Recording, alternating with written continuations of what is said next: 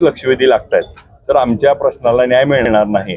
तर special sitting आज सुरू झालं। 7 लक्षवेधी त्या ठिकाणी घेतल्यात, त्यातल्या 6 लक्षवेधी 1 तासामध्ये झाल्या आणि आता 7 ते 8 लक्षवेधी घेतो असं आम्हाला आश्वासन दिलंय।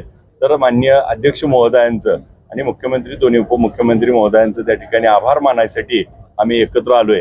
याचा पुढाकार आमचे सहकारी सन्माननीय सदस्य विक्रमजी पाचपुते साहेबांनी घेतला होता आणि त्याला सर्व आमदारांनी पाठिंबा दिला आणि अध्यक्षांनी आमची मागणी मान्य केली। आमच्या लक्षवेधीच्या माध्यमातून ग्रामीण भागातले प्रश्न हे जास्तीत जास्त लागावे आणि नवीन आमदाराला त्या ठिकाणी संधी मिळावी अशी या माध्यमातून आम्ही अध्यक्ष महोदयांना विनंती केली आणि त्यांनी त्याबाबत सकारात्मकता दाखवली। अध्यक्षांचे खूप खूप आभार मानतो। हिवाळी अधिवेशनामध्ये सगळ्यात जास्त लक्षवेधी लागले आणि सगळ्या विषयांवरती विस्तृतपणे सगळी चर्चा झाली। तुम्ही स्वतः सगळ्या आमदारांनी अनेक लक्षवेधी मांडलेल्या, परंतु आता सभागृहाचं कामकाज हे दुसऱ्या आठवड्याचं संपूर्ण दुसरा आठवडा तरी देखील लक्षवेधी ज्या प्रमाणात लागल्या पाहिजे होत्या त्या लागत नाहीये। कुठेतरी महाराष्ट्राला न्याय मिळत नाहीये त्यांच्या सगळ्या प्रश्नांवर। त्याला काय देर आहे दुरुस्त आहे म्हणायला काही हरकत नाही। मुळात म्हणजे काही ज्येष्ठ सदस्यांनी विनंती केली होती, बीएससी चर्चा झाली अशी आमच्या कानावर आली। बीएससीत झालेल्या चर्चा ह्या सार्वजनिक होत नाहीत, त्यामुळे त्यात काय झालं याच्यावर चर्चा करण्यापेक्षा सर्व सदस्यांची संपूर्ण सभागृहाची भावना होती की लक्षवेधी संख्या वाढली पाहिजे आणि ही वाढण्यामागचं मूळ आमचं कारण आहे की इतरही बिझनेस झाला पाहिजे, पण लक्षवेधीच्या माध्यमातून आमचे काही प्रश्नांना वाचा फोडता येते।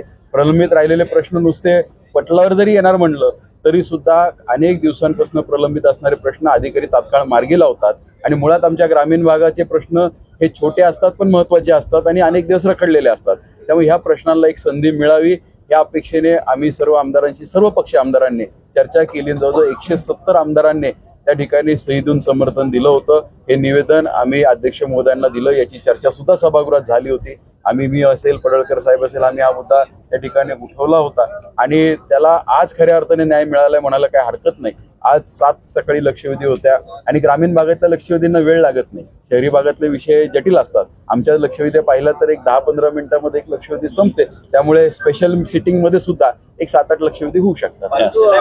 नियमावर बोट ठेवून अधिक लक्षवेधी लागतात म्हणून तक्रार करण्यात आली होती, आता परत पूर्ववत होतोय, नेमकं हे कसं काय घडलं? सभागृहामध्ये नियमाच्या वरती अध्यक्षांकडे एक डिस्क्रीट पॉवर असते। तुम्ही जर पाहिलं असेल तर संपूर्ण सभागृहात अध्यक्ष चालवत असताना अध्यक्ष हे सर्व पक्षातून निवडून आलेले सदस्य असतात आणि वरती बसल्यानंतर त्यांना कोणताही पक्ष नसतो। त्या आम्हा सर्व पक्षाच्या सदस्यांचं संरक्षण करण्यासाठी त्या खुर्चीवर असतात, त्यामुळे ते त्यांची डिस्क्रीट पॉवर वापरू शकतात।